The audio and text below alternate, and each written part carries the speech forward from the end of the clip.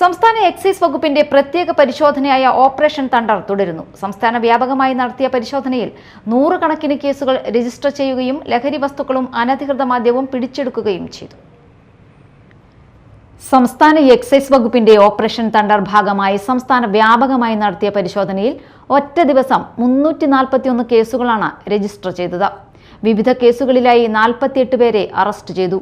428 കേന്ദ്രങ്ങളിലും 3297 വാഹനങ്ങളിലുമായി നടത്തിയ പരിശോധനയിൽ 37 അബ്കാരി കേസുകളും 20 NDPS കേസുകളും 284 കോസ് കേസുകളും രജിസ്റ്റർ ചെയ്തു. പരിശോധനയിൽ 160 ഗ്രാം കഞ്ചാവ്, 116 milligram heroin, 116 milligram MDMA, 1 litre Indian നിർമ്മിത വിദേശ മദ്യം, 435 ലിറ്റർ വാഷ്, 24.31 കിലോഗ്രാം പുകയില ഉൽപ്പന്നങ്ങൾ എന്നിവ പിടിച്ചെടുത്തു. NDPS കേസുമായി ബന്ധപ്പെട്ട് ഒരു വാഹനവും കസ്റ്റഡിയിൽ എടുത്തതായി എക്സൈസ് വകുപ്പ് അറിയിച്ചു. ലഹരിക്കടത്തിനും അനധികൃത മദ്യവ്യാപാരത്തിനുമെതിരായ പരിശോധനകൾ സംസ്ഥാനത്ത് തുടരുമെന്നും എക്സൈസ് വകുപ്പ് വ്യക്തമാക്കി. News desk, media time.